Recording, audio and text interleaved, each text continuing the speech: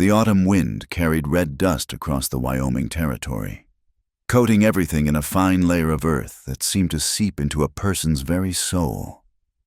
Elise Morrison stood on the porch of Thornbrush Station, her weathered hands gripping a tin cup of coffee that had long gone cold. The sun hung low on the horizon, painting the sparse grassland in shades of copper and rust. It had been 3 months since Thomas died. 3 months since she'd found him slumped against the well pump, his face purple and swollen. The doctor had called it heart failure. Natural causes, he'd said, avoiding her eyes. Natural. Elise spat into the dust. Nothing about Thomas's death felt natural, not when Conrad Dietrich's men had been sniffing around their water rights for months before. But a widow's suspicions carried no weight in Cedar Ridge, especially when the sheriff and half the town council dined at Dietrich's table every Sunday. She watched the horizon, where the road from town wound through the hills like a dusty snake. 40 miles to Cedar Ridge meant visitors were rare, which suited her fine.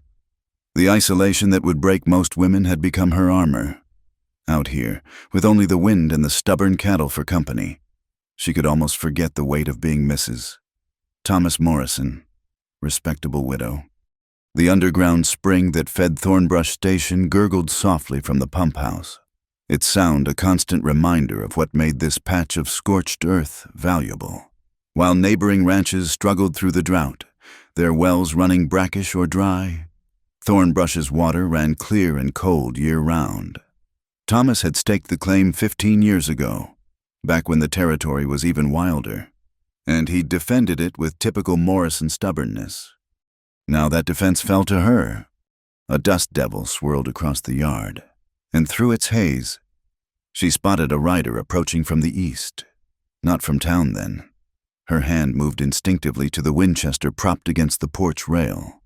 The rider came on steady, neither rushing nor dawdling, his horse's gait speaking of long miles traveled. As he drew closer, Elise could make out details: a bay mare, well kept despite the trail dust, a man in worn leather and denim, his hat pulled low against the sun. He rode easy in the saddle, the way men did when they'd spent more time horseback than on foot. When he was 50 yards out, he raised his right hand, palm out, the universal gesture of peaceful intentions. "That's close enough," Elise called out, not touching the rifle but making sure he saw it. The stranger reined in his mare. "Ma'am." His voice carried the rasp of trail dust. "Name's Gabriel Harper. Folks call me Trace. I'm hoping you might spare some water for my horse and maybe point me toward shelter. Got a bad storm brewing to the north." Elise studied him.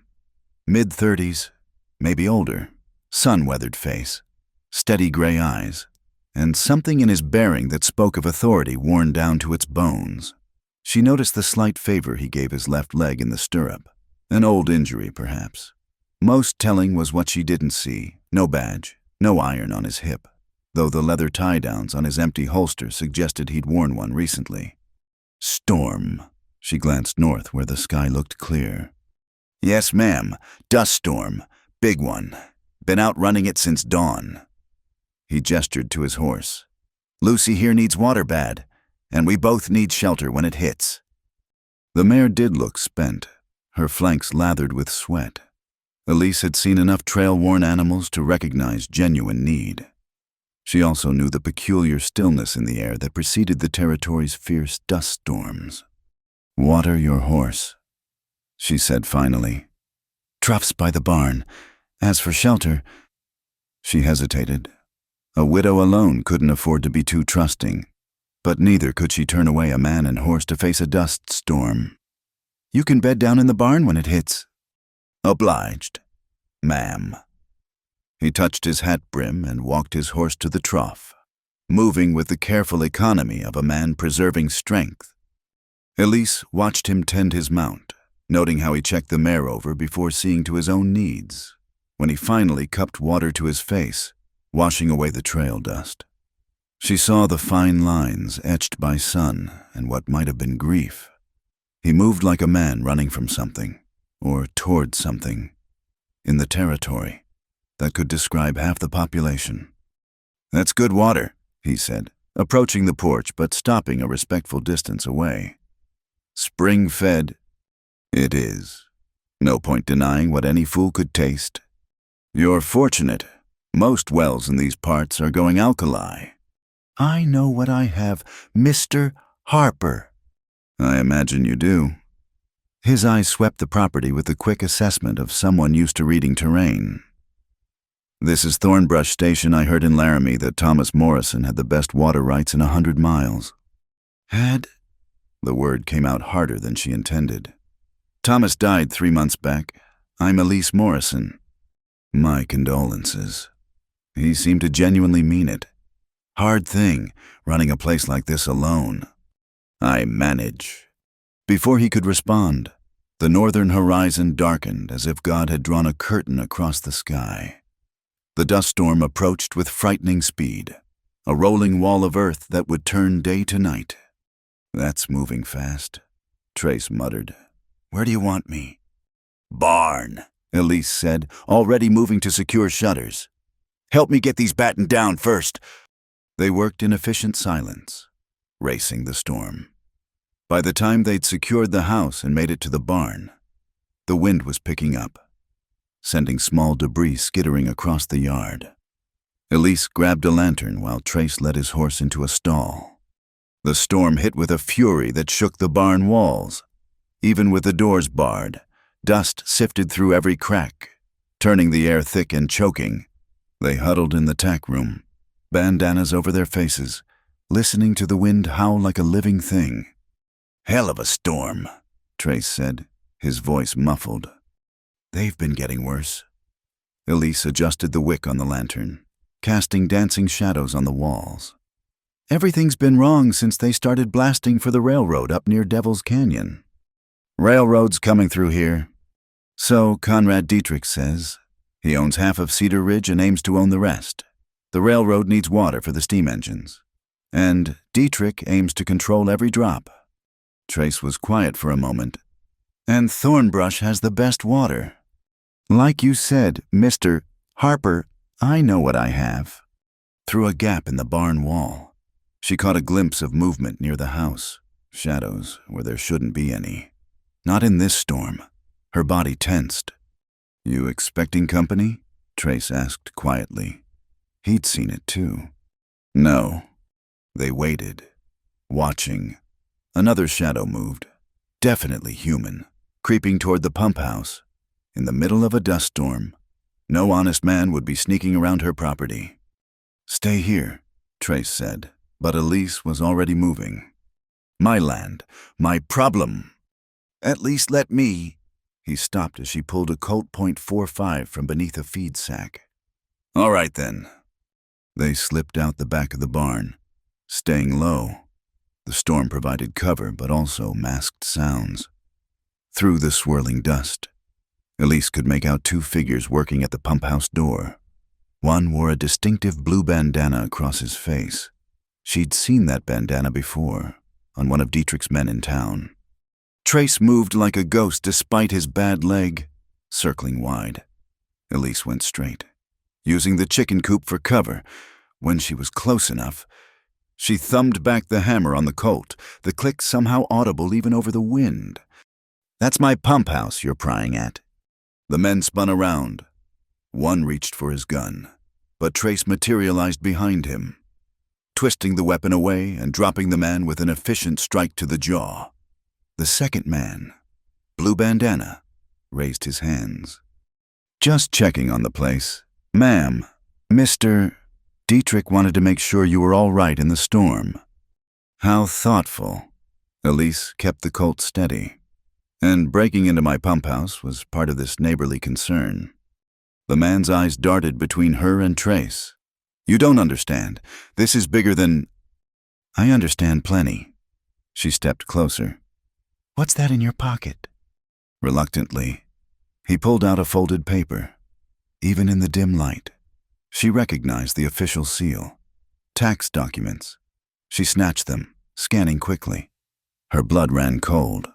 The dates had been altered, making it appear she hadn't paid property taxes in 2 years. Sheriff Anton's signature, she said flatly. But these dates are wrong. Can't help what the records show. Despite having a gun on him. Blue Bandana managed a smirk. Law's the law. You got 3 days to pay the back taxes or the county seizes the property for auction. Trace picked up the unconscious man's saddlebags, pulling out more papers. Interesting. Seems they've got similar documents for the Hendricks place and the Comanche settlement by Willow Creek, all water-rich properties. You can't prove nothing? Blue Bandana spat. Maybe not in Sheriff Anton's court. Trace's voice carried an edge that made Elise look at him more carefully. He handled the documents like a man who'd dealt with legal papers before. But there are other jurisdictions. The storm was beginning to ease. Blue Bandana's partner groaned, starting to come around. "Get your friend and get off my land," Elise said. "Tell Dietrich if he wants Thornbrush. He can make an honest offer like a man, not sneak around with forged papers like a common thief." "This ain't over," Blue Bandana warned, helping his partner to his feet. "No," Elise agreed. "It's just beginning." They watched the men stumble to their horses and ride off into the dying storm. When the dust settled enough to see clearly, Trace handed her the rest of the papers he'd found. "These are definitely forged," he said. "The ink's too fresh, and whoever did it was sloppy with the dates. A federal marshal would see through this in a heartbeat." "You seem to know a lot about legal documents, Mr. Harper." He was quiet for a moment, then touched his empty holster. "I wore a badge once. Different name, different place. It didn't end well. And now I'm just a man with a tired horse, grateful for shelter in a storm." He paused. "But if you're fighting Dietrich, you'll need more than a colt and stubbornness." Elise looked out at her land, at the pump house that guaranteed life in this unforgiving country. 3 days. They'd given her 3 days before they came to steal everything Thomas had built, everything she'd fought to preserve. "Then I guess I'd better find some allies." She turned to Trace. "That offer of shelter stands, if you're inclined to stay.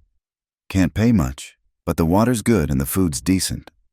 He studied her for a long moment. "I've got nowhere pressing to be, and it seems like you've got an interesting fight brewing." "Nothing interesting about it, Mr. Harper. Just survival." "Sometimes that's the most interesting fight of all." As they walked back to the house, Elise noticed Trace's slight limp more clearly. Whatever had driven him to abandon his badge and name had left its marks. Well, everyone in the territory carried scars. The question was what you did with them. The storm had passed, leaving the world coated in fresh red dust. But the water still flowed clear from Thornbrush's spring, and Elise Morrison still stood on her own land. For today, that was enough. Tomorrow, she'd begin the fight to keep it. The road to Cedar Ridge stretched before them like a ribbon of dust and broken promises. Elise handled the wagon reins with practiced ease while Trace rode alongside on Lucy, his eyes scanning the horizon with the watchfulness of a man who'd learned to expect trouble. The forged tax documents sat in a leather folder beneath the wagon seat, along with Thomas's original water rights papers that she'd dug out of his strongbox at dawn. "Tell me about Sheriff Anton," Trace said as they passed a dead cottonwood, its skeletal branches reaching toward the cloudless sky. "Carl Anton's been sheriff for 6 years. Elise replied, "Used to be decent enough, till Dietrich started lining his pockets. Now he's got a fine house on Main Street and a blind eye for anything involving Dietrich's interests." "And the town accepts this?" "Those who complain tend to have accidents, or their loans get called in, or they wake up to find their cattle scattered to hell and gone." She flicked the reins, urging the horses around a washout. "Fear and money are powerful convincers, Mr. Harper." The town materialized from the heat shimmer like a mirage slowly gaining substance. Cedar Ridge had grown in the 3 years since Elise first arrived as Thomas's bride, but it still had the raw, unfinished look of a place betting its future on the railroad. New buildings of raw lumber stood beside older adobes, and the main street alternated between proper boardwalks and paths of packed dirt. They stopped first at the land office, A narrow building squeezed between the barber shop and Fulton's Mercantile. The clerk, a nervous man named Winters, went pale when Elise placed the forged documents on his desk. I can't discuss this, Mrs.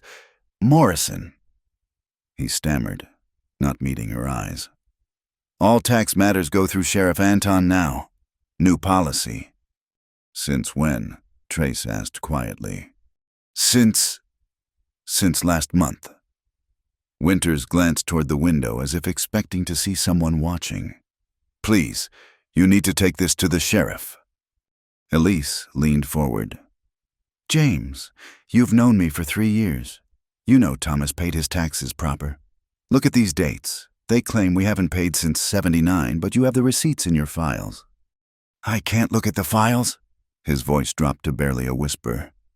They've been sealed. Sheriff's orders. Please, Mrs. Morrison, just go. Outside, Elise stood rigid with frustration. Sealed records. How convenient. Very convenient, Trace agreed. Where's the sheriff's office? They found Anton holding court at the Cattlemen's Association, an impressive 2-story building that Dietrich had donated to the town. The sheriff sat behind a massive oak desk that looked too grand for a lawman's salary. His boots propped up as he regaled 2 deputies with a story about breaking up a fight at the Silver Dollar. Well now, Anton said, not bothering to stand when they entered. The widow Morrison. Heard you had some excitement yesterday. Your men broke into my property during the storm, Elise said flatly. My men? Anton's thick brows rose in mock surprise. I don't recall sending anyone to Thornbrush. You must be mistaken. Elise slapped the forged documents on his desk. Then explain these. Anton made a show of examining the papers. Looks official to me. Says here you owe 2 years back taxes. That's a serious matter. Mrs. Morrison. Those dates are forged, and you know it. That's a dangerous accusation. Anton's friendly mask slipped, revealing something colder beneath. Unless you have proof. The proof is in the land office files, Trace interjected. The sealed files. Anton's eyes shifted to him, taking in the empty holster and travel-worn clothes. Don't believe we've met, stranger. You got business in Cedar Ridge. Just passing through. Might want to keep passing. We don't much care for drifters here. Anton stood. His considerable bulk meant to intimidate. As for you, Mrs. Morrison, you've got 3 days to pay what you owe. That's the law. Whose law? Elise demanded. Anton's hand dropped to his gun. Careful. Widow, your husband's dead. Wouldn't want you joining him over a misunderstanding. The threat hung in the air like smoke. Before anyone could move, a woman's voice cut through the tension.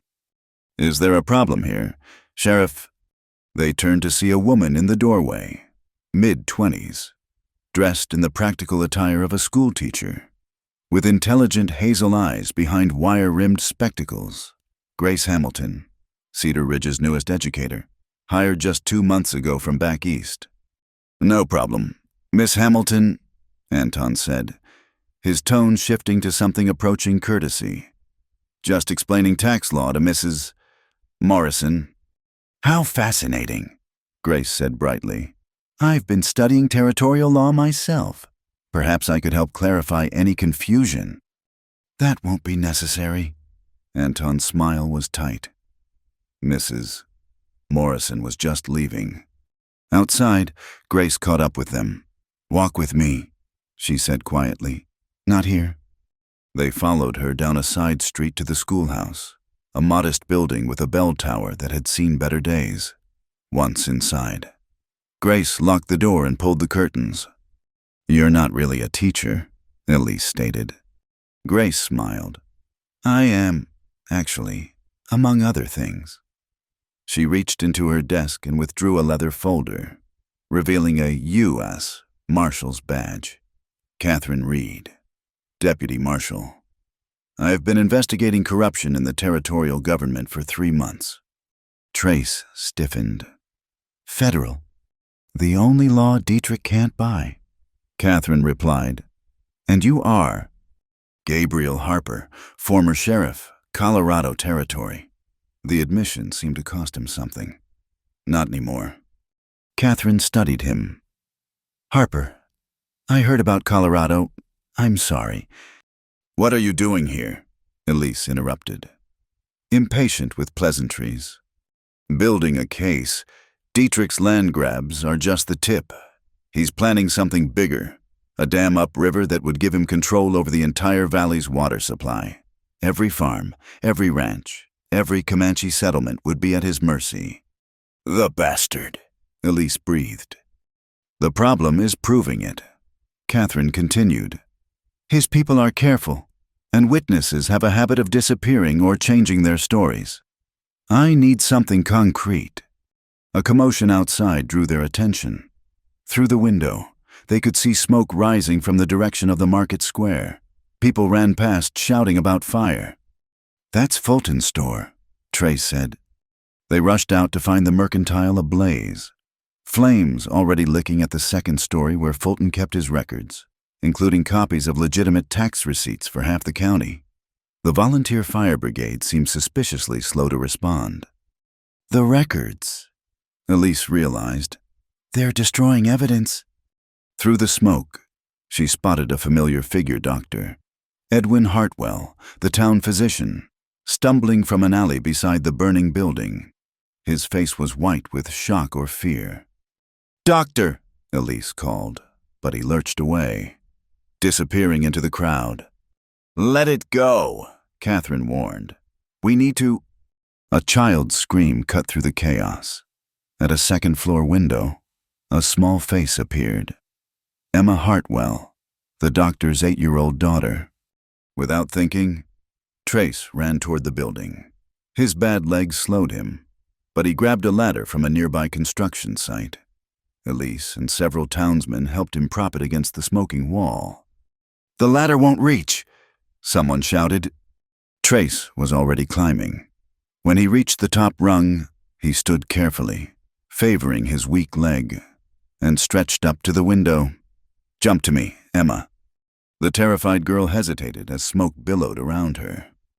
Trust me, Trace called. I'll catch you. Emma closed her eyes and jumped. Trace caught her, the impact nearly toppling them both, but he managed to steady himself and begin the descent. Halfway down, a rung snapped under their combined weight.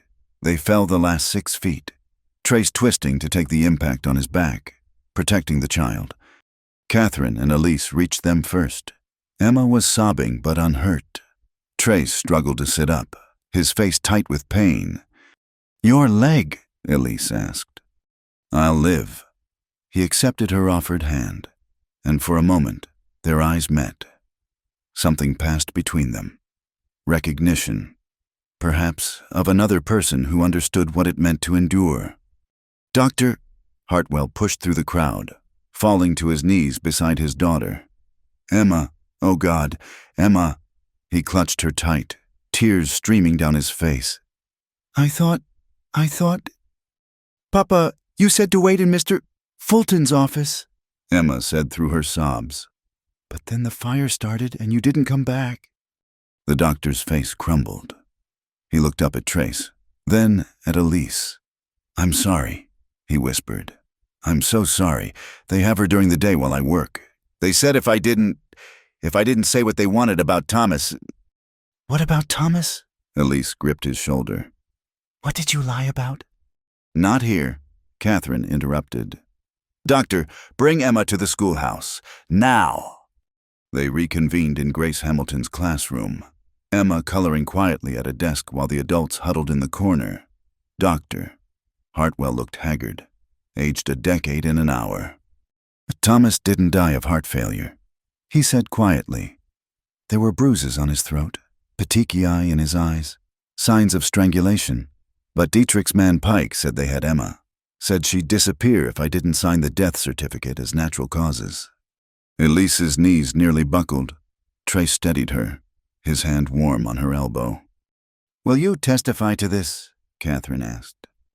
They'll kill her, Hartwell said desperately. We'll protect her, Catherine promised. I can have federal marshals here in a week. A week's too long, Trace said. Elise has 3 days. Catherine moved to her desk, pulling out telegraph forms. Then we'd better move fast. She began writing rapidly. I'm wiring the territorial governor and the federal court in Cheyenne. This is beyond local corruption now. It's murder. As she worked, Trace found Pike lounging outside the Silver Dollar Saloon, picking his teeth with a silver toothpick. The man was all lean muscle and casual violence, with the dead eyes of someone who'd killed for money too many times to count. You're the drifter from Thornbrush, Pike said, not bothering to look up. Heard you played hero today. That was stupid. Maybe, Trace agreed. But then I've made a career of stupid choices. Pike finally looked at him, taking in the empty holster. You're that Harper from Colorado, the sheriff who let his town burn because he was too yellow to draw on Kid Valance. The words hit like physical blows, but Trace kept his expression neutral. That's one version. Only version that matters. Pike stood, hand hovering near his gun. You couldn't protect them then. What makes you think you can protect the widow now? Because this time, Trace said quietly, I'm not wearing a badge that tells me what I can and can't do. They stared at each other, the moment stretching taut. Then Pike laughed, an ugly sound. 3 days, hero. Then we come for Thornbrush. And if you're smart, you'll be long gone. Back at the schoolhouse, Catherine had finished her telegrams. I'll ride to the next town to send these. Can't trust the local operator. Doctor, pack what you and Emma need. You're coming with me. What about my home? Elise asked. Hold it, Catherine said grimly. Any way you can buy me time to get federal intervention and trust no one in Cedar Ridge. Dietrich owns half the town and terrorizes the rest. As they prepared to leave, Elise felt the weight of the next 3 days settling on her shoulders. Thomas was murdered. The law was corrupt, and all that stood between her and Dietrich's greed was a damaged ex-lawman and her own determination. We should get back, she told Trace. If they're coming, I want to be ready. He nodded, but she caught him rubbing his leg where he'd fallen. You're hurt worse than you're letting on. I've had worse. That's not an answer. He almost smiled. No, I suppose it's not, but it's all I've got right now. As they rode out of Cedar Ridge, smoke still rising from the ashes of Fulton's store, Elise wondered if determination would be enough. 3 days to save her home, avenge her husband, and somehow stay alive. The odds weren't good, but then the Morrison family had never been fond of good odds. Dawn broke crimson over Thornbrush Station, painting the weathered buildings in shades of rust and gold. Elise hadn't slept. She'd spent the night poring over Thomas's journals and maps, searching for anything that might help them fight Dietrich's water grab. What she found made her hands tremble. Spanish missions, she said, spreading a yellowed map across the kitchen table as Trace entered, favoring his injured leg. Thomas traced the old mission water system. Look. The map showed a network of wooden pipes and channels, drawn in Thomas's meticulous hand. Notes crowded the margins.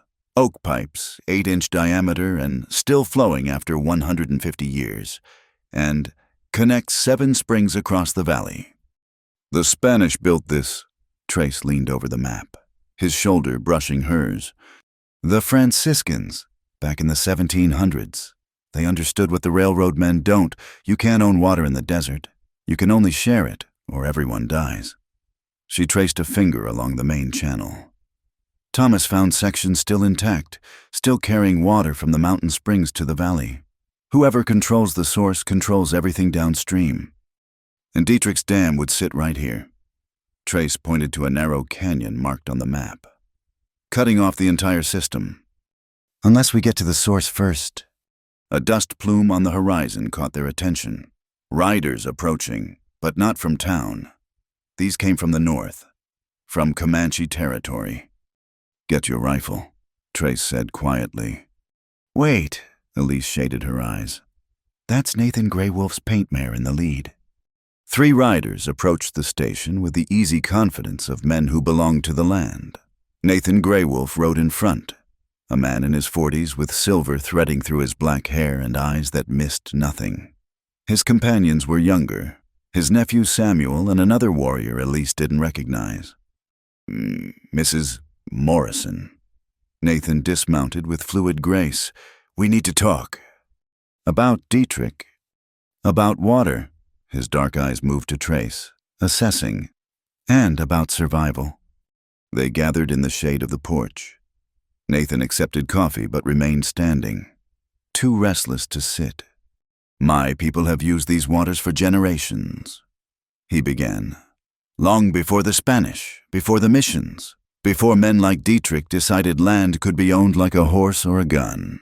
Now they plan to steal it all with paper and dams. You know about the dam? Elise asked. We know. We also know that Dietrich's men have been poisoning wells on our reservation, trying to force us to move. Nathan's jaw tightened. 3 children sick, 1 elder dead. They want us gone before the federal inspectors arrive. Catherine Marshall Reed is trying to bring federal help. Trace offered. Federal help. Samuel spat in the dust. Like the federal help that put us on the reservation, that took our weapons and told us to farm land that won't grow corn. Sam, Nathan's voice carried quiet authority. We're here to build bridges, not burn them. He turned back to Elise. Your husband understood. He traded with us fairly, shared water rights, respected the old agreements. Will you do the same? Thomas trusted you. That's enough for me. Nathan studied her for a long moment, then nodded. There are 15 families on the reservation with good men, strong backs.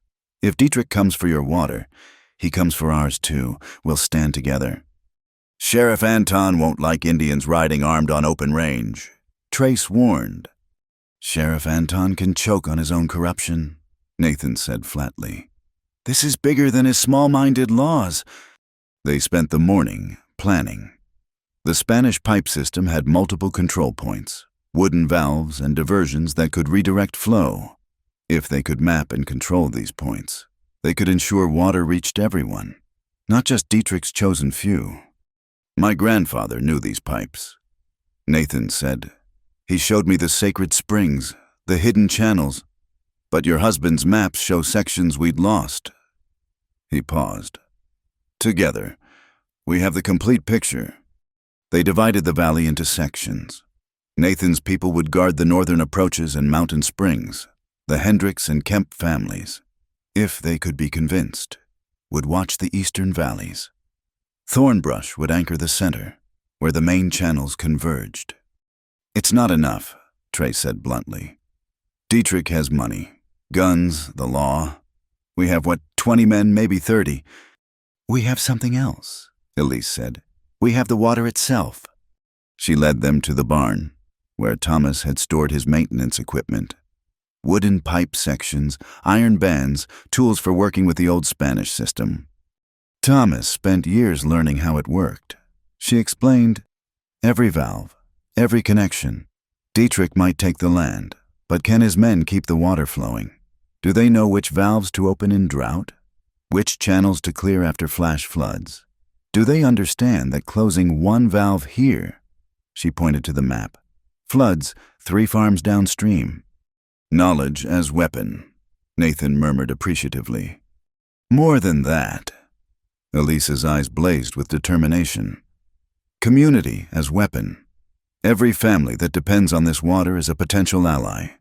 We just need to show them there's another way. They spent the afternoon implementing their plan. Trace and Samuel rode to the Hendricks Ranch while Elise and Nathan visited the Kemps. The reception was mixed. Fear of Dietrich ran deep, but the promise of continued water access swayed some. At the Hendricks place, they found Ben Hendricks trying to drill a new well, his existing one having mysteriously gone bad. Alkaline poisoning, Trace said, testing the water. Someone dumped lye down your wellhead. Ben's weathered face darkened. Dietrich's boys were through here last week. Said I should consider selling while the offer was good. There's another option, Samuel said. He explained about the Spanish pipes, the shared water system. Indians and whites working together. Ben's wife, Mary, looked skeptical. That'll be the day. It's already happening, Trace said. Question is whether you want water for your children or pride for your prejudice.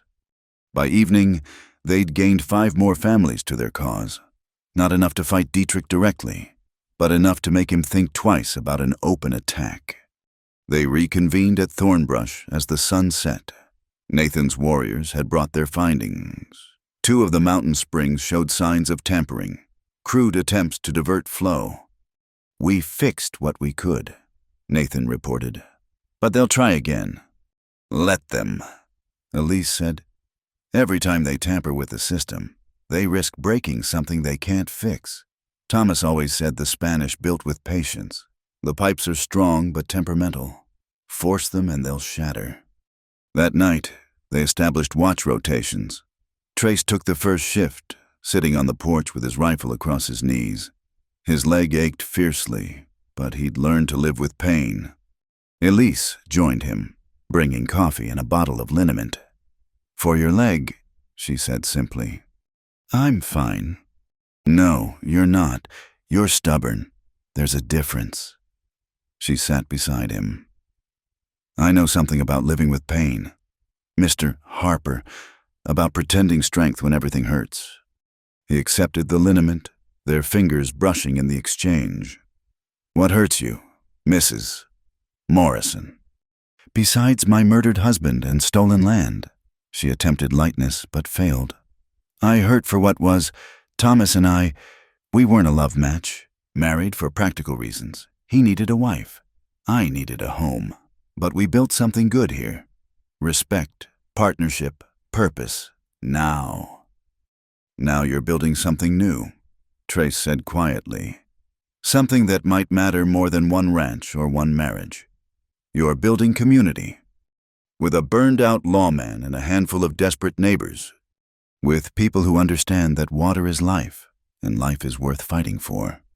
A coyote howled in the distance, answered by another.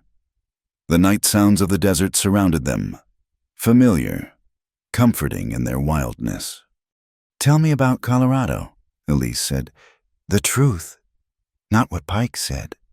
Trace was quiet so long she thought he wouldn't answer. Then, James Valance was 17. Just a kid who read too many dime novels and thought killing a sheriff would make him famous.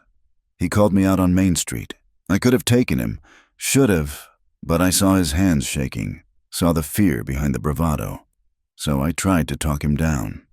And while I was talking, his partner Rob Keene torched the livery stable.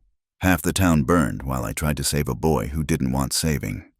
3 people died in that fire. Good people. His voice roughened. I killed Valance and Keene both, but too late. The town council took my badge that night. Said a sheriff who hesitates is worse than no sheriff at all. They were wrong. Were they? Those 3 people are still dead. Valance is still dead. The only difference is I have to live with all of it. Elise touched his hand. The difference is you tried to find another way. That's what makes you different from men like Pike or Dietrich. That's what makes you worth saving. He turned his hand palm up, interlacing their fingers. And you, Elise Morrison, are you worth saving? I used to think so. Now I just want to be worth fighting beside. They sat in companionable silence, hands linked, watching the stars emerge. Tomorrow would bring new challenges. Dietrich wouldn't wait quietly for his 3-day deadline, but tonight they had water, allies, and something that might grow into hope. A rider approached from the north, one of Nathan's men, with news. 2 more families had agreed to join the water compact. The Comanche had located another valve station and secured it. Dietrich's men are gathering in town, the messenger reported. Many guns. They plan something for tomorrow. Then we'd better be ready, Trace said. Elise stood, reluctant to break the moment, but knowing necessity demanded it. I'll start preparing medical supplies. If they're coming with guns, we'll face them, Nathan said, emerging from the shadows where he'd been conferring with his men. But not as they expect. Dietrich thinks in terms of force and possession. We'll think like water, finding the gaps, wearing down the stone, always moving toward life. Philosophy won't stop bullets, Trace observed. No, Nathan agreed. But it might prevent them from being fired. Your own Christ said the meek shall inherit the earth. He didn't say they'd do it by being weak. As the night deepened, Thornbrush Station transformed into a center of resistance. Riders came and went, carrying messages and supplies. The old Spanish water system, dormant for so long, became active again as people worked to understand and maintain it. Elise found herself at the center of it all, coordinating efforts with a natural authority that surprised her. This was what Thomas had seen in her. Perhaps not just a wife or widow, but a leader, someone who could unite diverse peoples around a common cause. Water is community, she murmured, watching Nathan's warriors work alongside white ranchers to clear an old channel. Community is strength. And strength, Trace said, appearing beside her, is knowing when to flow and when to stand firm. Tomorrow would test that strength. But tonight, under the vast Wyoming sky, beside waters that had flowed since before memory, they were building something that might outlast any dam or decree. The Spanish had understood in the desert. No one survives alone. It had taken murder and corruption to teach that lesson anew. But perhaps some wisdoms were worth any price. As midnight approached, Elise made one last round of the defenses. Water barrels filled and positioned, medical supplies laid out, ammunition distributed. But more importantly, people positioned who understood what they were fighting for. Not just land or water rights, but a way of life that honored both survival and justice. Let them come, she said to the night. We'll be ready. The water gurgled its ancient agreement, flowing as it had for centuries, indifferent to human ambition but essential to human hope. The fire started at dawn, a crimson wall racing across the drought-brittle grassland toward Thornbrush Station. Through the smoke, riders appeared. Dietrich's men, using the blaze as cover for their advance. They'd chosen their moment while the wind drove the flames directly at the ranch buildings. Fire line, Elise shouted, already moving. Trace, get the horses to the east pasture! But Trace had spotted something else. The telltale dust of diverted water upstream. They've dammed the creek. We've got no water pressure. Nathan Grey Wolf and his warriors materialized from the smoke like ghosts.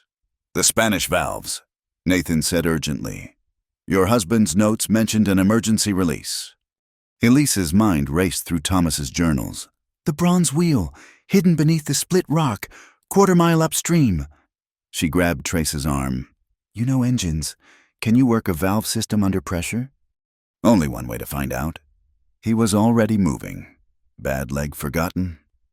I'm coming with you, Elise declared. The hell you are.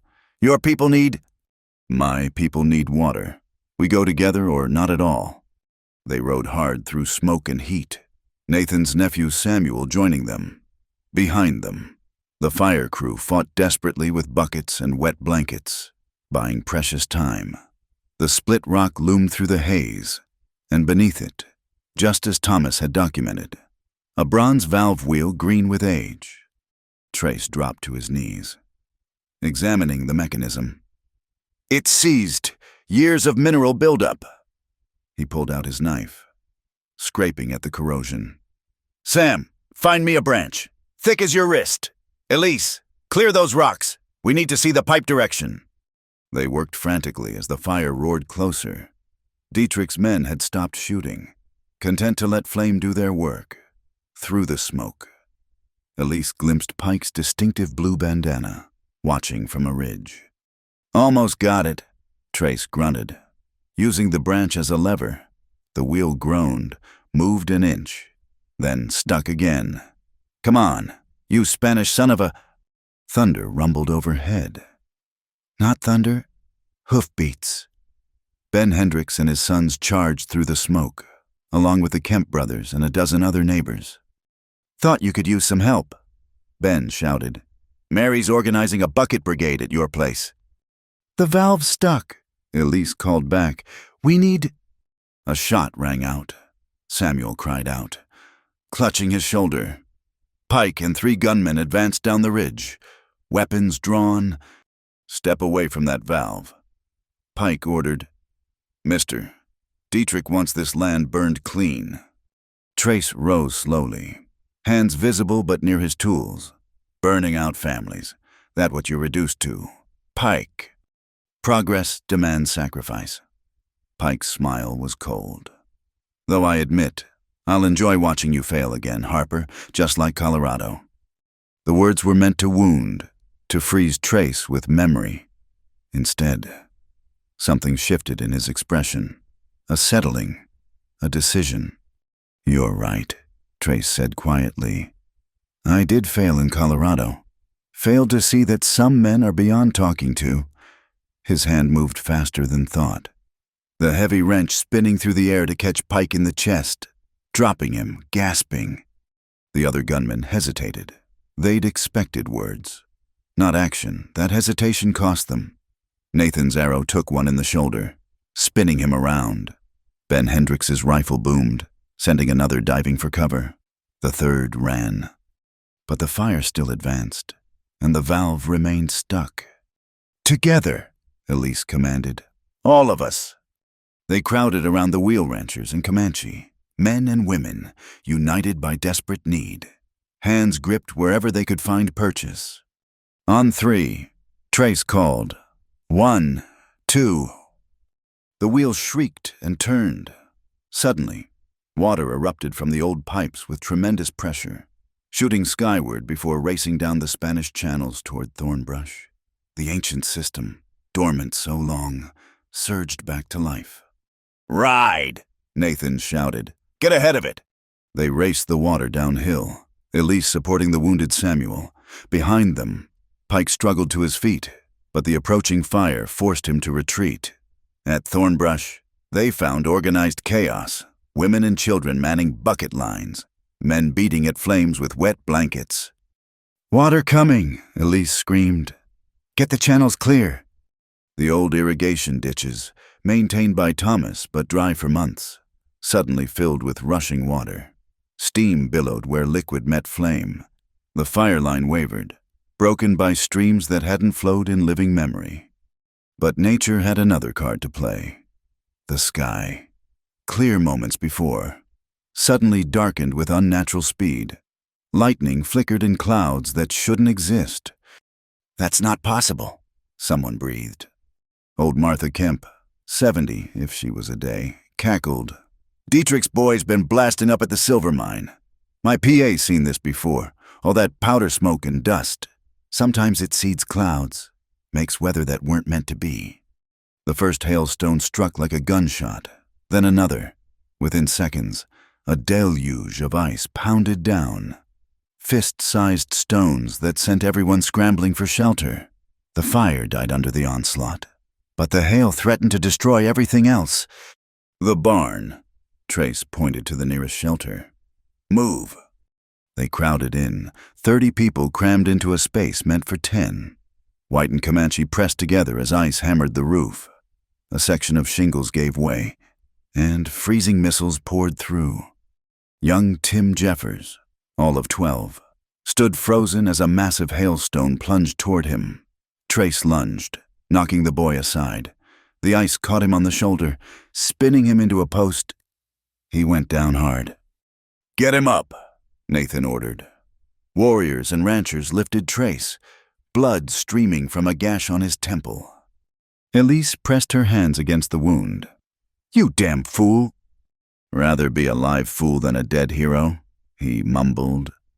The hail passed as suddenly as it came, leaving a landscape of mud, ice, and devastation. But Thornbrush stood. The fire was out, and the water still flowed. As people emerged, assessing damage, a new crisis presented itself. Pike and a larger group of gunmen approached from the town road. Sheriff Anton rode with them, badge glinting in the strange stormlight. "By the power vested in me," Anton called, I'm placing everyone here under arrest for destruction of private property and inciting rebellion." "What property?" Ben Hendricks demanded. "We saved this ranch from fire." "Fire set by Dietrich's men," Mary Hendricks added fiercely. "Prove it," Anton sneered. "All I see is a bunch of lawbreakers interfering with legal process. Mrs. Morrison, you've got 1 hour to vacate before—" "Before what, Carl?" a clear voice rang out. Catherine Reed, still in her guise as Grace Hamilton, walked calmly from behind the barn. But now she wore her marshal's badge openly, and she wasn't alone. 6 federal deputies flanked her, weapons ready. "Received some interesting telegrams from Washington." Catherine continued. "Seems they're very concerned about reports of murdered citizens and corrupted legal process. Sheriff Anton, you're relieved of duty pending investigation." "You can't." "I can, and I have." She produced a document. "Federal warrant for your arrest, along with Conrad Dietrich, on charges of conspiracy, murder, and violation of territorial water rights." Anton went for his gun. Nathan's thrown knife knocked it from his hand before he could clear leather. "I'd advise against further resistance," Catherine said mildly. "My deputies have had a long ride and missed breakfast. They're a bit testy." The standoff stretched taut. Pike and his remaining men calculated odds, not liking what they found. Outnumbered now, facing federal authority, with their legal cover stripped away. "Round them up," Catherine ordered. The arrests happened quickly. Some of Dietrich's men surrendered. Others tried to run. The federal deputies, experienced in such matters, handled both with efficiency. Anton blustered and threatened until they gagged him. In the aftermath, people gathered in Thornbrush's main room. Samuel's shoulder was bandaged, Trace's head wrapped. Others nursed bruises from the hail. But spirits were rising. "It's not over," Catherine warned. "Dietrich himself is still free, and he's got Judge Paulson in his pocket. We'll need testimony, evidence, and luck to make charges stick." "What about the water rights?" Elise asked. "That's the beautiful part." Catherine smiled. "The Spanish grants take precedence over all later claims, and thanks to your husband's research and Nathan's people's oral history, we can prove continuous use and maintenance. Dietrich's dam is illegal 6 ways from Sunday." Old Martha Kemp raised her coffee cup. "To Thomas Morrison, who saw this day coming and prepared for it." "To Thomas," the room echoed, but Elise raised her own cup higher. "To all of us, to community, to water flowing where it will, not where money demands." As the gathering continued, she stepped outside. The land looked battered, scorched grass, hail damage, mud everywhere. But water gurgled in the channels, and green shoots would come with time. Trace joined her, moving stiffly. "You did it. We did it. All of us." "No," he shook his head. "This happened because you refused to break, because you saw connection where others saw division.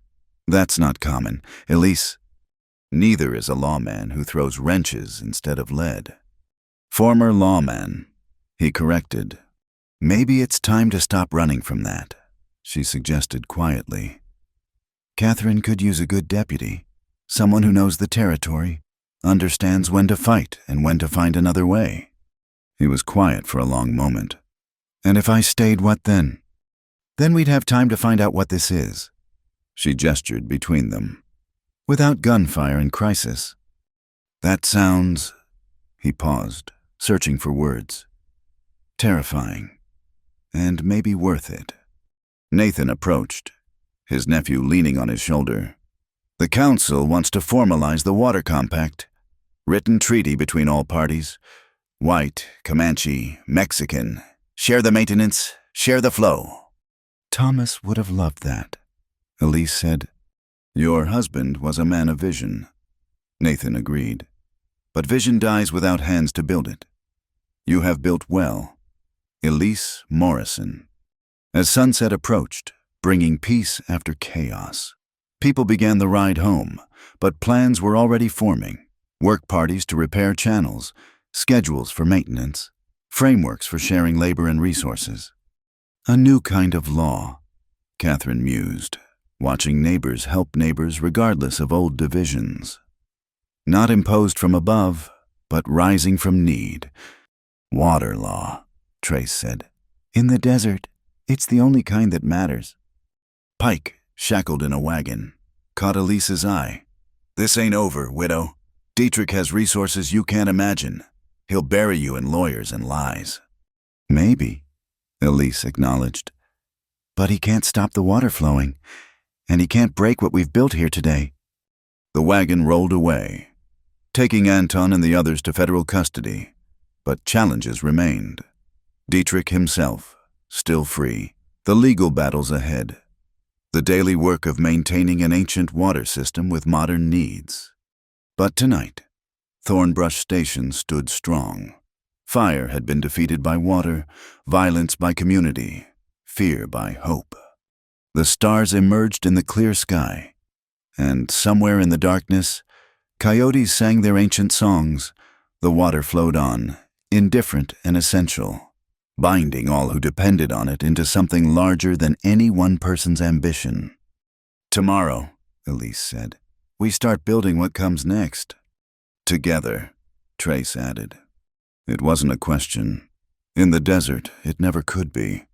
The hidden pool lay in a bend of the creek where ancient cottonwoods created a natural sanctuary.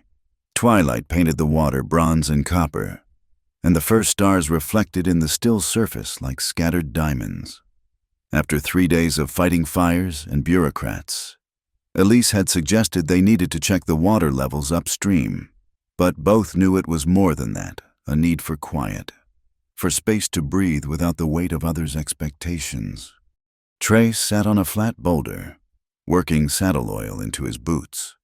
The methodical motion seemed to ease something in him, though the tension never fully left his shoulders.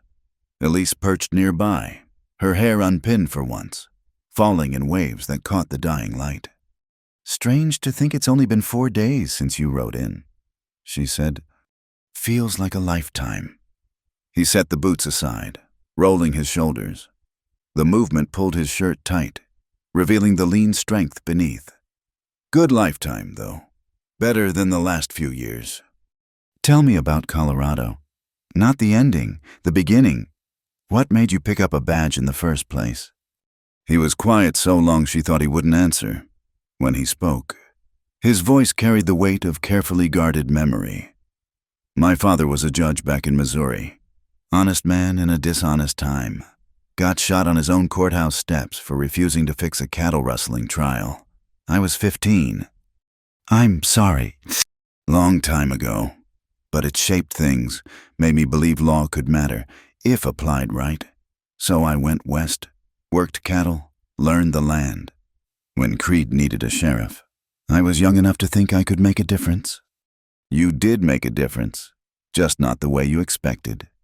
He looked at her then, really looked, as if seeing past the widow's weeds to the woman beneath. You always see the best version of things. No, but I've learned to look for what might grow from ashes. She moved to the water's edge, trailing her fingers through the coolness. After Thomas died, I wanted to burn everything, the unfairness of it, the loneliness, the fear.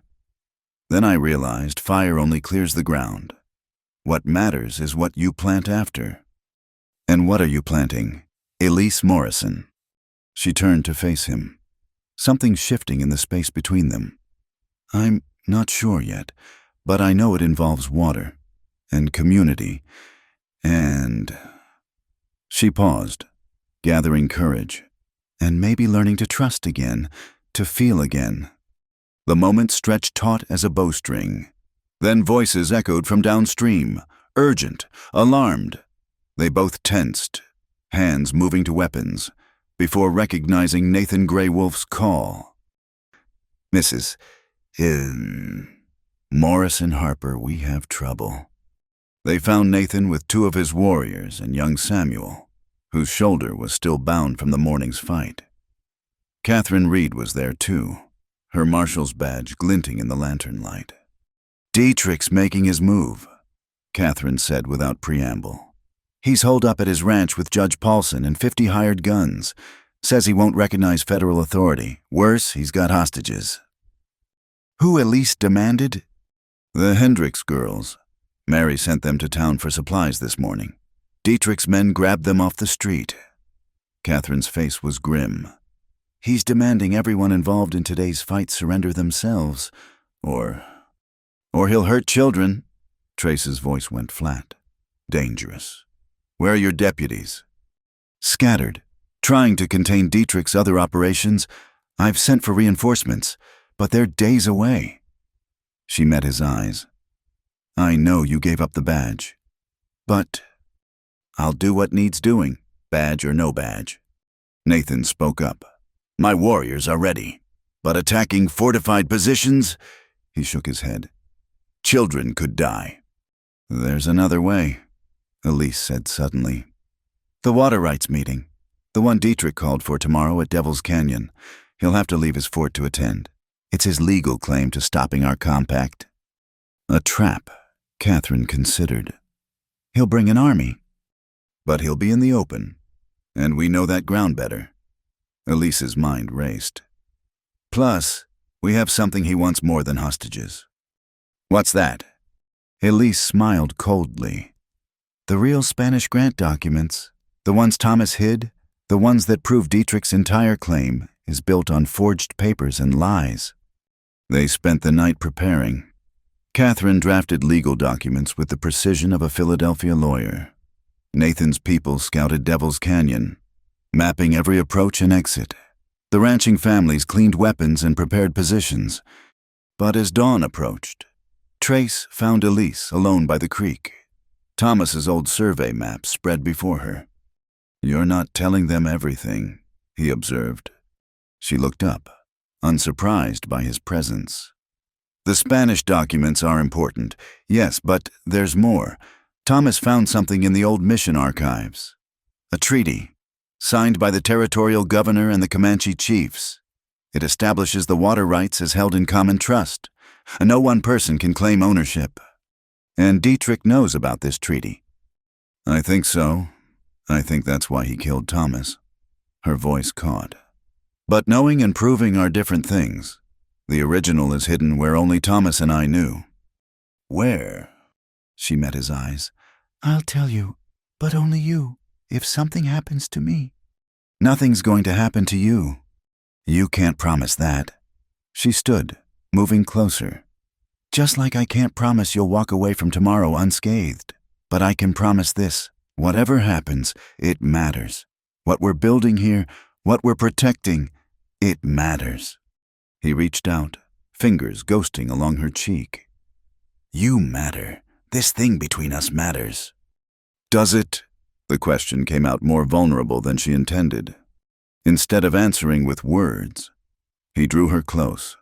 The kiss was gentle at first, almost hesitant, as if they were both remembering how to trust, then deeper, carrying the weight of all they'd faced and all that lay ahead. When they broke apart, Elise laughed shakily. Well, that complicates things.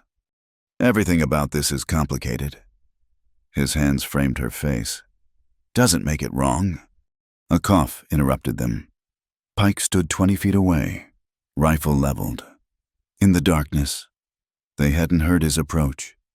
Touching scene. He drawled, the widow and the coward. Finding comfort, Mr. Dietrich will be disappointed. He was hoping to handle you personal-like. Harper. How'd you escape custody? Trace asked, subtly shifting to shield Elise. Sheriff Anton had friends with keys. Pike's smile was vicious. Came to make you an offer. Walk away now, both of you. Leave the territory. Dietrich keeps his water empire. You keep breathing. No, Elise said simply. No, Pike laughed. Woman, do you understand what?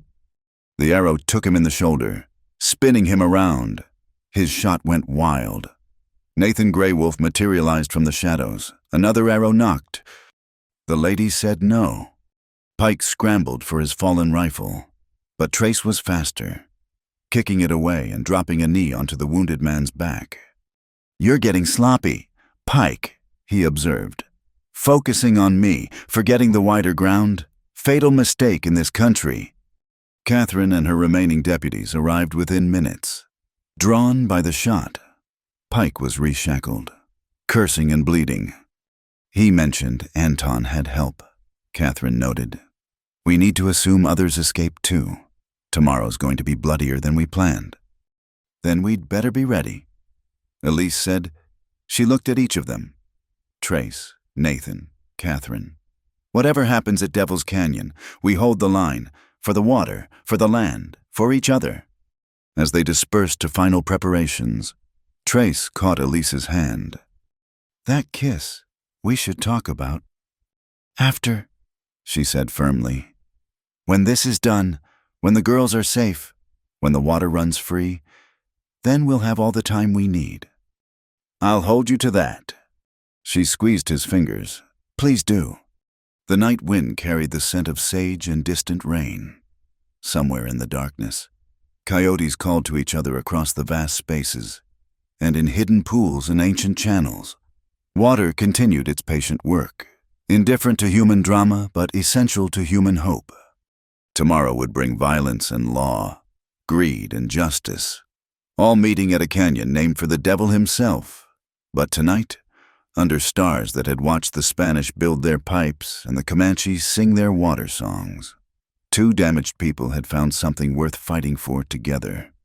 Naked and wild, she laughed. Elise murmured, remembering an old poem Thomas used to quote. The rest came unbidden. His hands held her tight, roamed wild, as if letting go would kill him. What's that from? Something about water finding its way to the sea. About how love and nature follow the same laws, patient, persistent, inevitable. Trace pulled her close once more, just holding her as the night deepened around them. His embrace was fierce with promise and protection, as if he could shield her from all the dangers ahead through will alone. But Elise knew better. Tomorrow would come with its trials. What mattered was facing them together, like streams converging into a river, finding strength in unity. The water sang its ancient song, and they listened, drawing courage from its constancy. In a land where everything could be taken, life, property, freedom, water remained, always finding its way, just as they would find theirs, whatever the cost. Devil's Canyon lived up to its name, a narrow slash in the earth where red rocks rose like bloody teeth against the morning sky. The old Spanish had called it Cañón del Juicio, the Canyon of Judgment, and today it would earn that title again. Elise stood at the canyon's mouth, watching dust plumes announce the arrival of various parties to Dietrich's called meeting. Positions, she asked quietly. Nathan appeared at her elbow like smoke. My warriors hold the rim. Your ranchers are scattered through the rocks. Catherine's deputies wait at the south entrance. And the documents. Safe. She patted the leather case at her side, not the originals, but convincing forgeries mixed with enough real papers to sell the deception. The true Spanish grants remained hidden where Thomas had cached them, their location known only to her and now Trace. He's coming, Trace said, field glasses to his eyes. Dietrich, 20 riders, maybe more, and his jaw tightened. A prison wagon. The Hendricks girls. Elise's hands clenched, but she kept her voice steady. Everyone remembers the plan. Let him talk, Catherine confirmed, checking her pistol. Give him enough rope to hang himself legally. Get the girls safe, then arrest him with extreme prejudice. The meeting ground was a natural amphitheater where the canyon widened. Old fire circles marked where the Comanche had held councils for generations. Today, those same stones would witness another kind of reckoning. Dietrich rode in like a conquering general, his black suit immaculate despite the dust, silver hair gleaming in the harsh light. Judge Paulson rode beside him, trying to project authority despite obvious fear. The hired guns spread out in practiced formation, hands near weapons.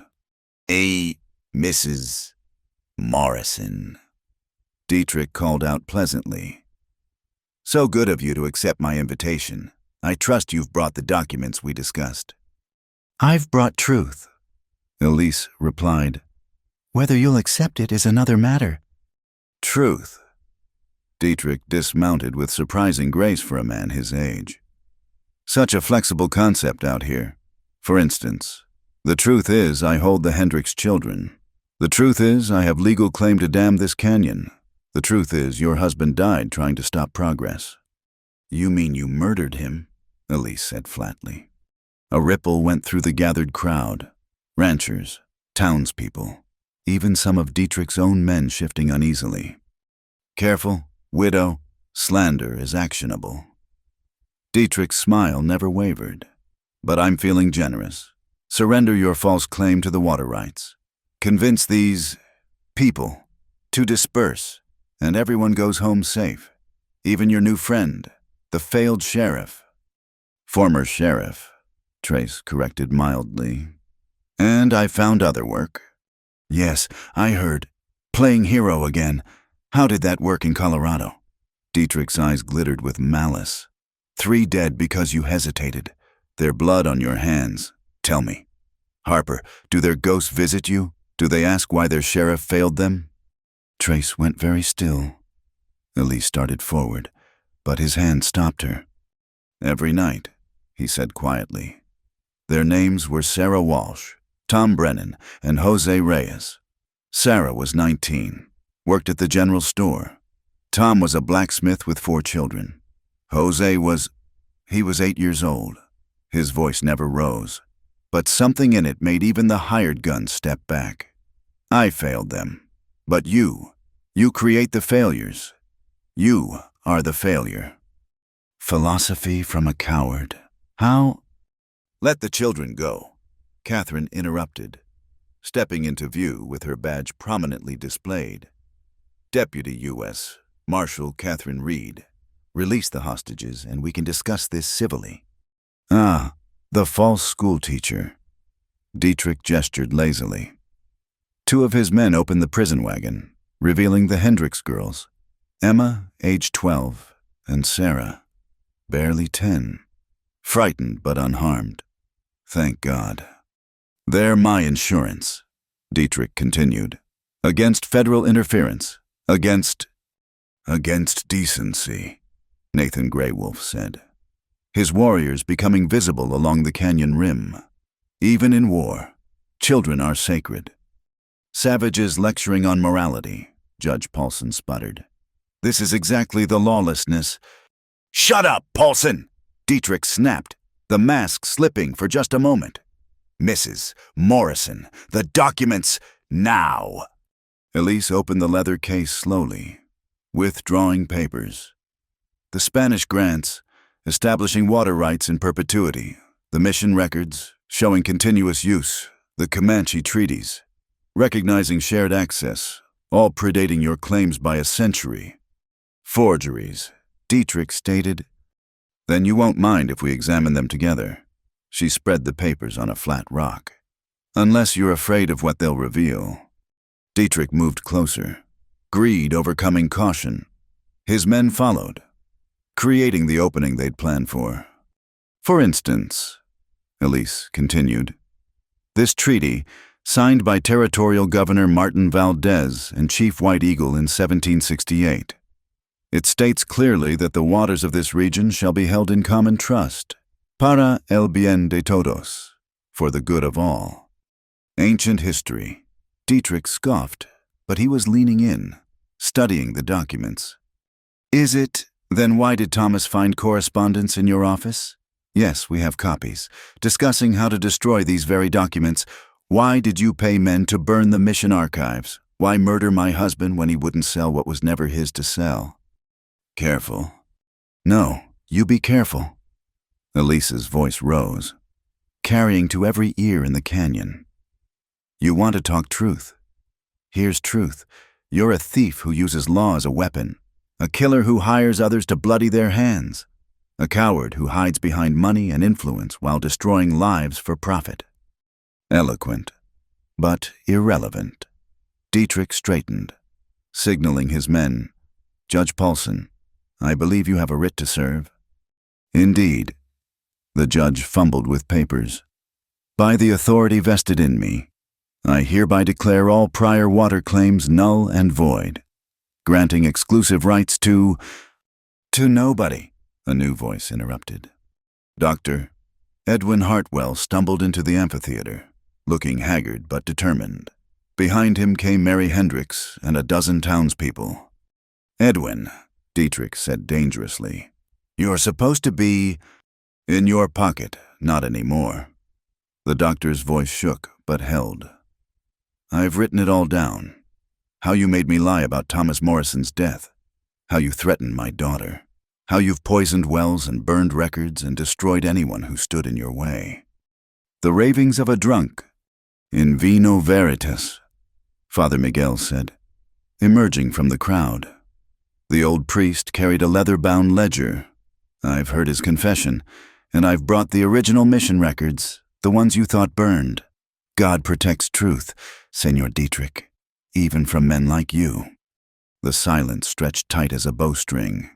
Dietrich's men looked uncertain, guns half drawn, waiting for orders. The Hendricks girls whimpered in their cage. "None of this matters," Dietrich said finally. "I have the money, the men, the influence. Papers are just paper. Power is water in the desert," Nathan said. "And water cannot be owned, only shared." "Pretty words from a conquered people." "We're not conquered," Samuel Greywolf interrupted, his wounded arm in a sling but his eyes fierce. "We're still here, like the water, patient, enduring, waiting for justice." "Justice!" Dietrich laughed, an ugly sound. "There is no justice, only strength and weakness, and you're all weak." He turned to his men. "Kill them all. Start with the children. Make an example." The canyon erupted, but not as Dietrich expected. Half his hired guns turned their weapons on the other half. Catherine's deputies, embedded among the mercenaries, revealed themselves. Ranchers rose from concealment. Warriors appeared on the rim like ghosts of judgment. "Federal warrant," Catherine shouted. "Conrad Dietrich, you're under arrest for murder, conspiracy, corruption." Dietrich pulled a hidden derringer, aiming at Elise. Time slowed. Trace moved, shoving Elise aside, taking the bullet meant for her. He spun, fell, blood blooming across his shirt. "No," Elise caught him as he fell, pressing her hands against the wound. The canyon descended into chaos. Gunfire echoed off stone walls. Men shouted, horses screamed. Through it all, Elise held Trace, watching his eyes flutter, his breath rasp. "Stay with me," she begged. "Don't you dare die on me.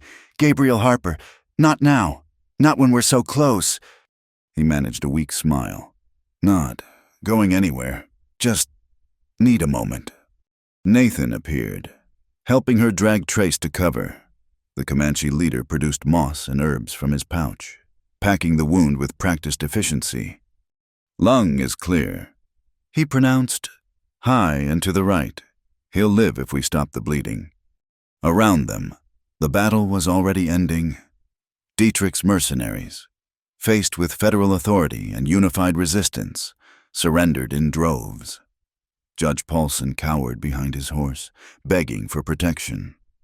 And Dietrich himself. "Where is he?" Catherine demanded, blood trickling from a scalp wound. Elise looked up from Trace, scanning the chaos. "There!"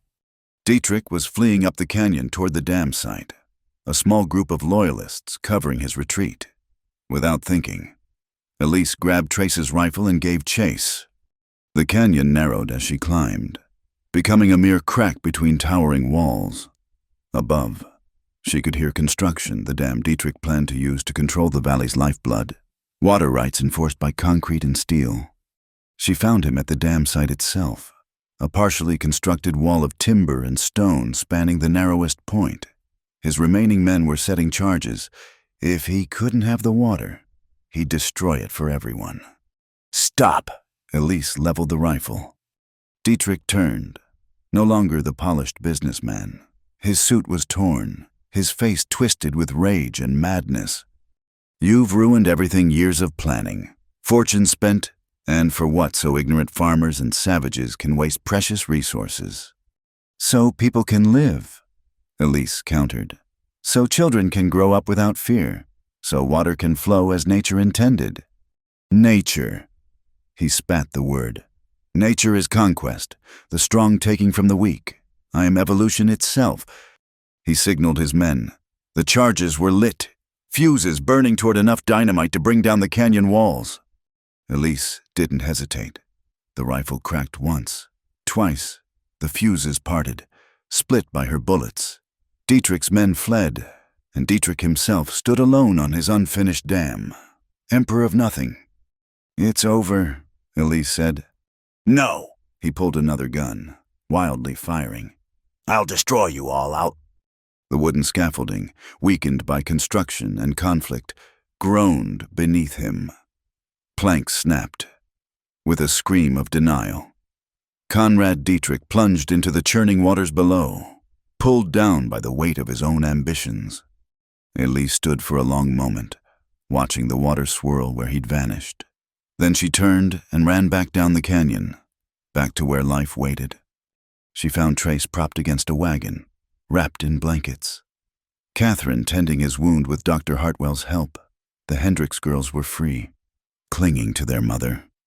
Nathan's warriors and the ranchers were securing prisoners, tending wounded, already beginning the work of healing.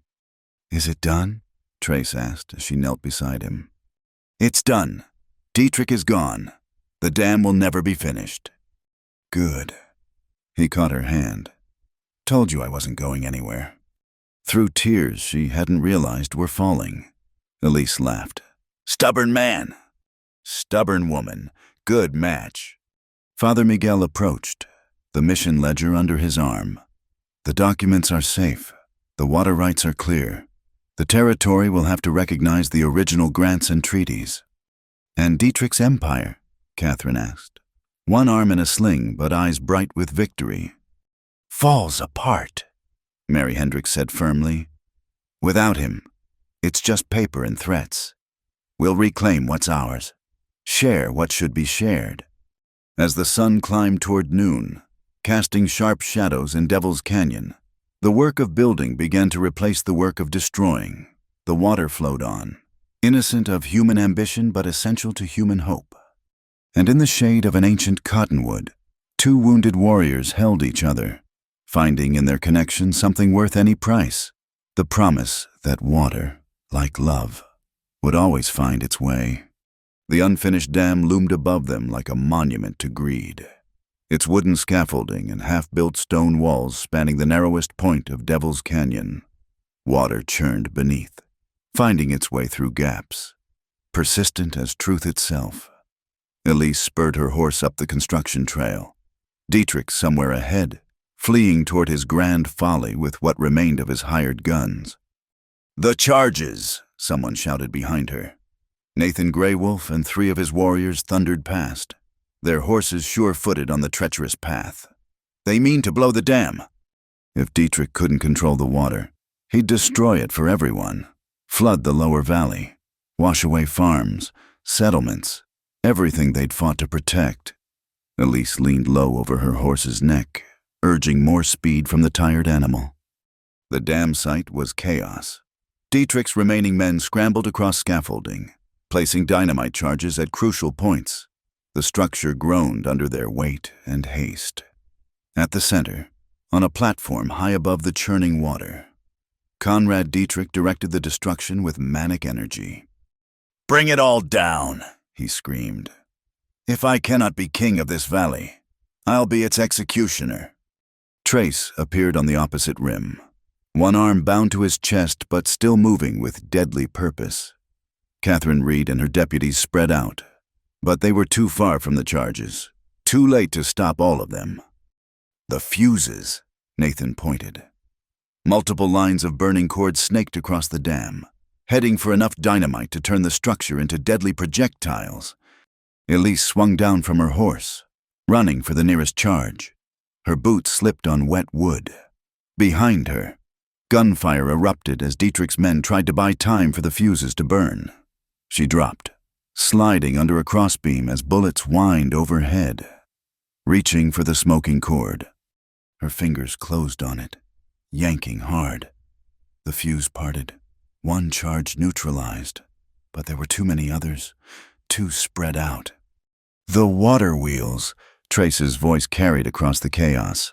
The construction wheels. Elise understood instantly. The massive water wheels used to power construction equipment were still turning, fed by diverted flow. If they could redirect that flow. She ran for the control platform, where iron wheels and wooden gears controlled the sluice gates. Nathan's nephew Samuel was already there, wounded arm forgotten as he strained against a rusted lever. Together, Elise joined him, their combined weight slowly moving the mechanism. Gears groaned, water redirected, surging through new channels. The first rush caught two of Dietrich's men mid-scaffolding, washing them into the reservoir. More importantly, it doused 3 burning fuses, water defeating fire once again. No, Dietrich raged from his high perch. Years of planning, fortune spent.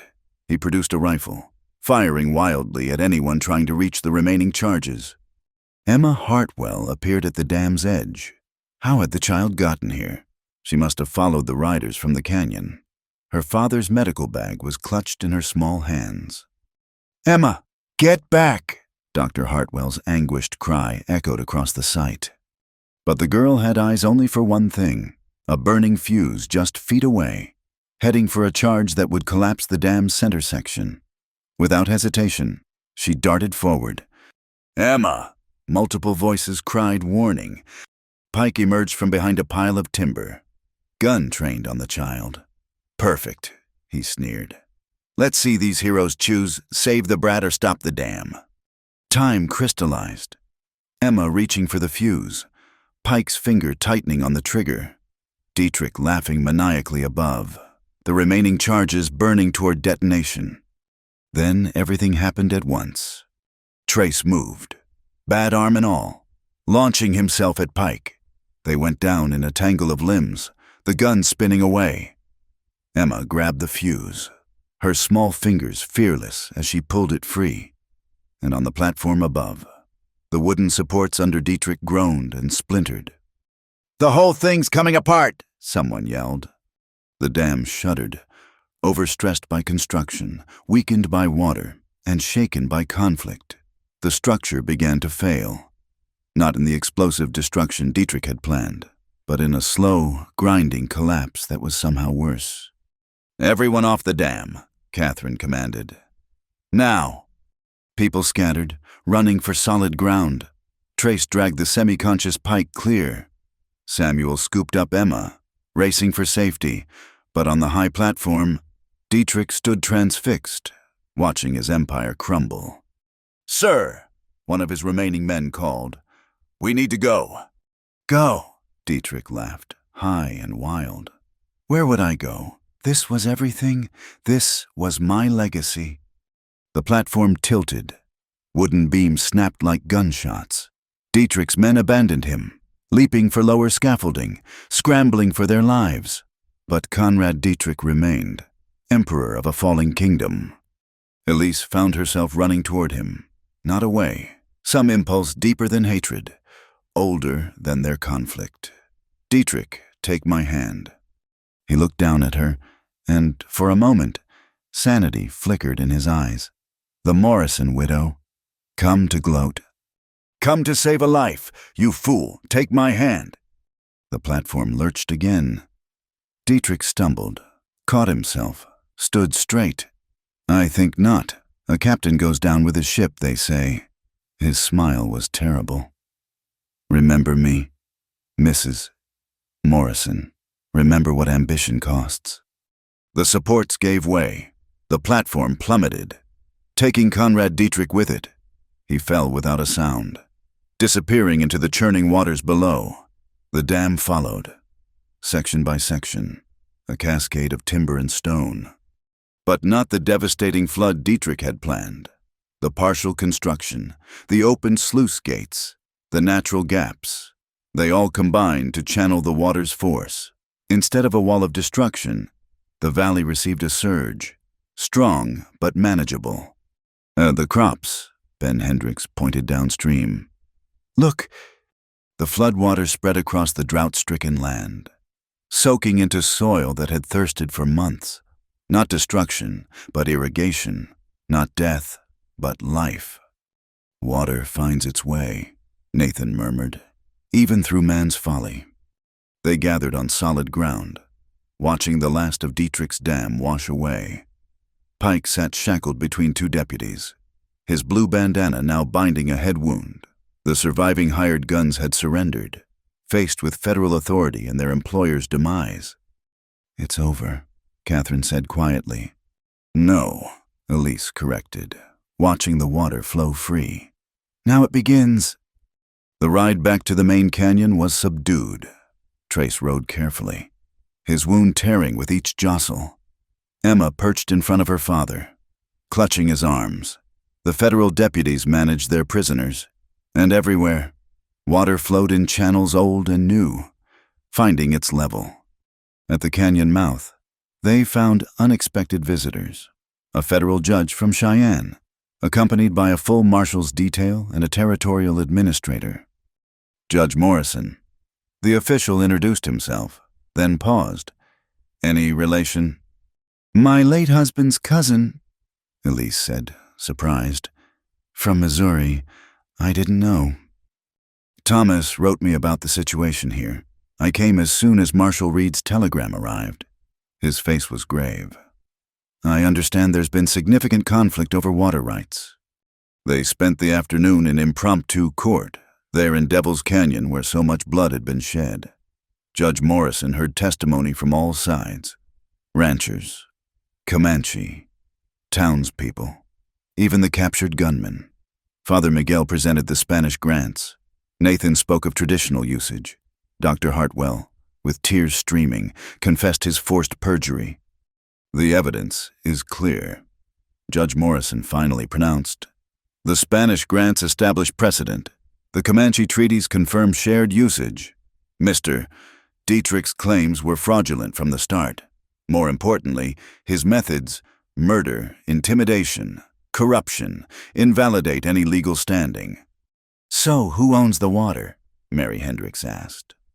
"That's the wrong question," the judge said gently. "The question is, how do we share what belongs to all?"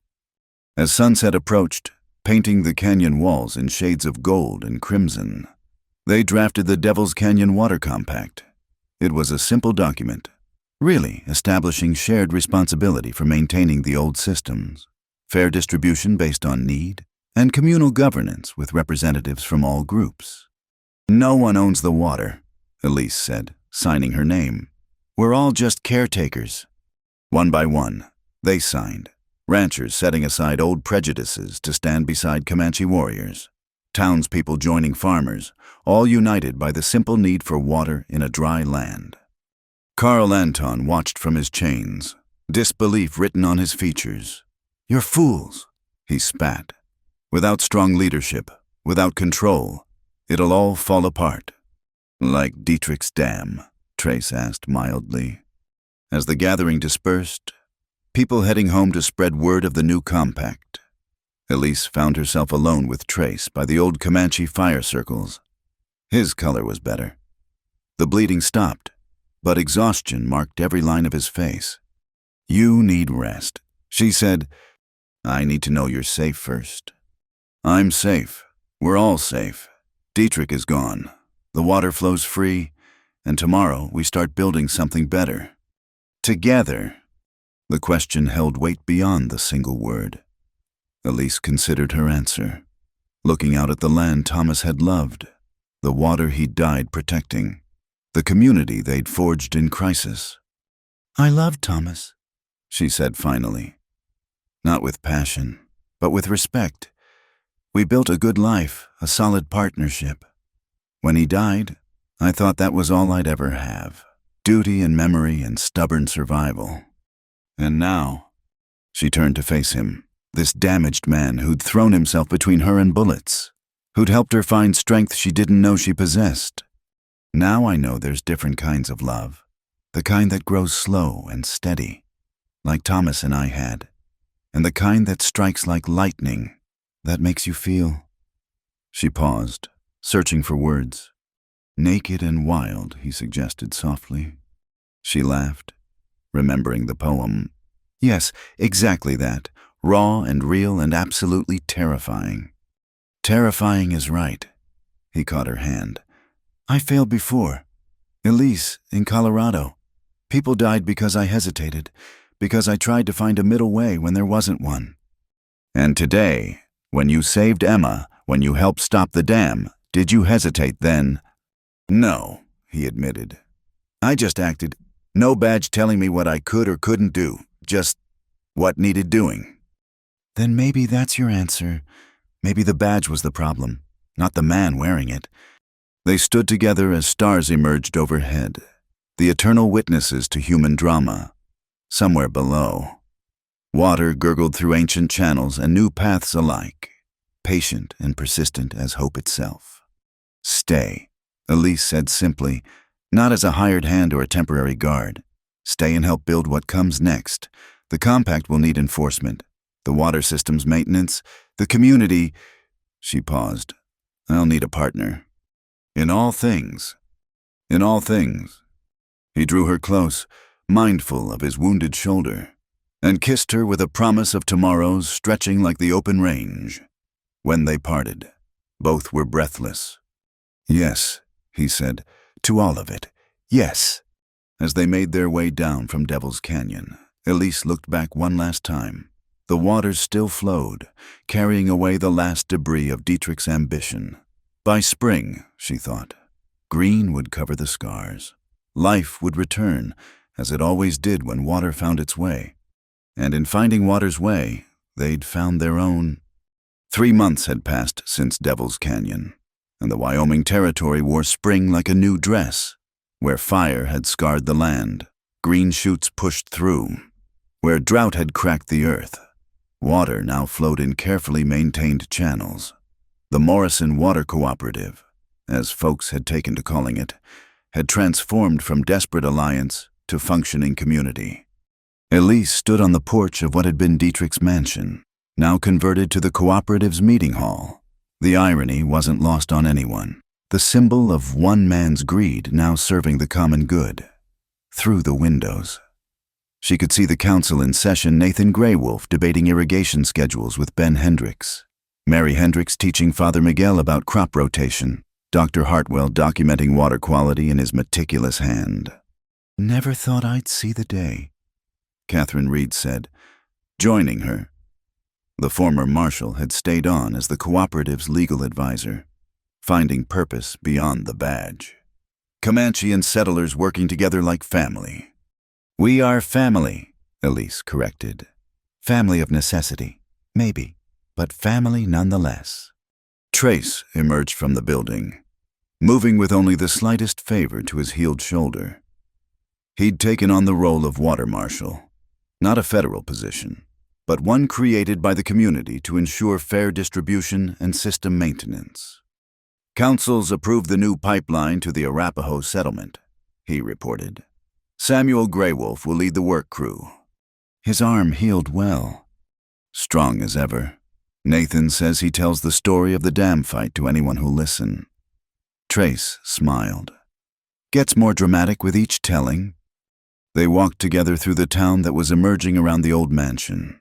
The cooperative had attracted new settlers, but these came seeking community, not conquest. A school stood where Dietrich's private stables had been, with Emma Hartwell helping Grace Hamilton, who'd kept her teacher identity with the youngest students. The wedding planning's coming along? Catherine mentioned casually. Though I still say June's too hot for outdoor ceremonies. September, Elise said firmly. After harvest, when everyone can celebrate properly. And when the wildflowers bloom along the creek, Trace added, taking her hand, like that first night by the water. Their courtship had been proper by frontier standards. Chaperoned rides, Sunday dinners, working side by side on cooperative business, But underneath the propriety ran a current as strong as the springs that fed their valley, a connection forged in crisis and tempered by shared purpose. At the old mission site, they found Father Miguel directing restoration work. The Spanish water system, no longer hidden, was being mapped and upgraded with modern improvements where needed. The old padres would be proud, the priest said, watching workers repair an ancient channel. They understood that God's gifts are meant for all. Speaking of gifts, Nathan approached with a delegation of elders. The council has decided. The spring ceremony will be shared this year. All peoples, all traditions, blessing the water together. It was unprecedented, sacred Comanche rituals open to others. But then, everything about their community was unprecedented. "We're honored," Elise said, understanding the magnitude of the gesture. "Honor flows both ways," Nathan replied. "Your husband saw us as equals. You've proven worthy of his vision." As they continued their rounds, checking pipelines and settling minor disputes, word came that Judge Morrison was returning from Cheyenne with final territorial approval for their compact. "There's concern in the capital," the messenger reported. "Other regions want to implement similar systems. The cattle barons are fighting it." "Let them fight," Trace said. "Water doesn't care about their politics." They gathered that evening at Thornbrush Station, which Elise had kept as her home despite offers to move to town. The simple ranch house felt right, honest, in a way Dietrich's mansion never could. "I've been thinking about Thomas," Elise said, preparing dinner with practiced efficiency. What he'd make of all this. "He'd be proud," Trace assured her. "His maps made it possible. His vision started it all." "His death started it," she corrected gently. "But yes, I think he'd approve, especially of you." A failed sheriff and a widow. He had interesting taste in partnerships. "Former sheriff," she reminded him, echoing his own words from months ago. "And current water marshal, defender of the peace, builder of communities." "When you put it that way, Aim." A knock interrupted them. Carl Anton stood at the door, shackled between two territorial guards. He'd been sentenced to 10 years hard labor but was being transported to prison. "Come to gloat," Anton, Trace asked coldly.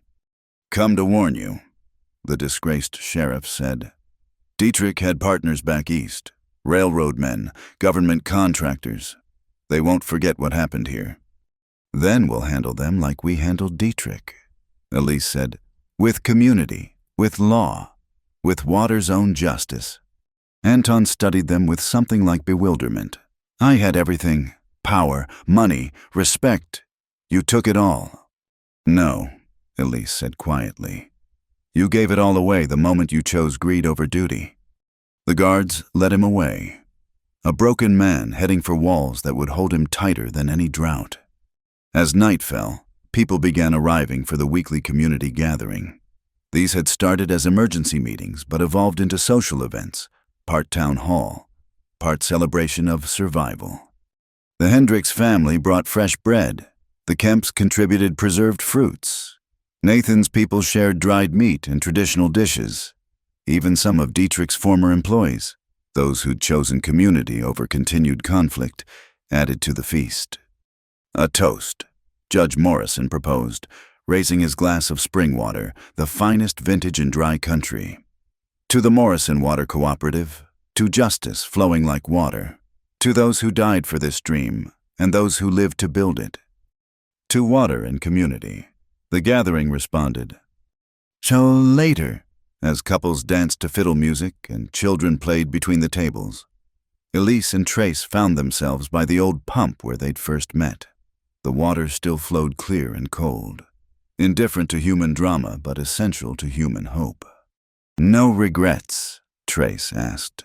"You could have sold to Dietrich, moved somewhere easier." "Easier isn't better," Elise replied. "Thomas knew that. You taught me that. This land, these people, this water, they're worth any fight. And us, are we worth the fight?" She turned in his arms, looking up at the man who'd helped her transform grief into purpose. "Every drop," she said, and kissed him. The stars wheeled overhead. Same constellations that had watched the Spanish build their pipes. The Comanches sing their water songs, and settlers dream their dreams of home. Below, water continued its patient work, shaping land and lives with equal persistence. In the meeting hall, Dr. Hartwell was teaching young people to test water quality. Science-serving community. He called it his redemption measured in clear samples and healthy children. Catherine showed visiting officials the legal framework they'd created, a model for cooperative resource management that would spread across the territories. And at the creek, Nathan's grandson threw stones into the current, watching ripples spread and intersect, each affecting the other in patterns too complex to predict but beautiful to observe. "Water finds its way," the boy said, repeating the phrase that had become their unofficial motto. Indeed it did, through ancient pipes and new channels, through conflict and cooperation, through the human heart itself. The Morrison Water Cooperative was more than a legal entity or a management system. It was proof that in the harshest lands, community could bloom like spring flowers after rain. As the evening wound down, Elise stood to address the gathering. 3 months ago, we were scattered, afraid, at each other's throats over water. Today, we're family, not perfect, not without disagreements, but united by something stronger than fear or greed. Here's to the next 3 months. Ben Hendricks called out, and the 3 after that. The celebration continued late into the night, but Elise and Trace slipped away to walk the water channels in moonlight. Their wedding would come with the autumn flowers, but their partnership was already sealed by stronger bonds than any ceremony could provide. At a bend in the creek where cottonwoods cast silver shadows, they paused, the same spot where they'd first kissed, where they'd fought pike, where so much had changed. "Thomas would have loved this," Elise said softly. "All of it, the cooperation, the community, the water flowing free." "He loved you," Trace observed. "Trusted you to carry on his work. Our work now, all of us, together." They stood in comfortable silence, listening to the water's ancient song. Tomorrow would bring new challenges, Eastern investors to face down, systems to maintain, communities to build. But tonight, under stars that bless saint and sinner alike, they had water, they had purpose, and they had each other. "Naked and wild," she laughed. Elise murmured, remembering the line that had haunted her thoughts. His hands held her tight, roamed wild. Trace continued, as if letting go would kill him. "You remembered?" "Hard to forget. It's us, isn't it, that desperate need, that fear of loss, that wild hope despite everything." "Maybe that's what the poet meant," Elise said. "That love and water follow the same laws. Both seek their level. Both shape the land they touch. Both find a way through any barrier. Both are essential to life," Trace added, drawing her close. As they walked home to Thornbrush Station, the water gurgled its approval. Ancient and eternal. The Spanish had known. The Comanche had known.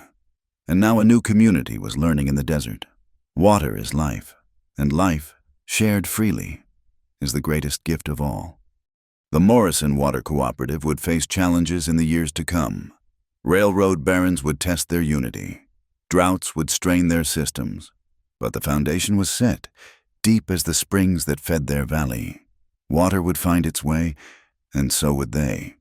For in the end, that's what the West taught those brave enough to learn that survival meant cooperation, that strength came from community, and that the greatest treasures couldn't be owned, only shared. The water sang on, and 2 hearts beat in rhythm with its flow, wild and free and home at last. Thank you so much for listening to this story. I'd love to hear where you're enjoying this tale of the Old West. Please share in the comments below where you're listening from so we can connect and discuss your thoughts about Elise and Trace's journey. If you enjoyed this story, Please subscribe to Wild West Night, hit that like button, and don't forget to press the hype button to help more people discover these tales of courage, community, and love in the American frontier. Your support means the world and helps keep these stories alive.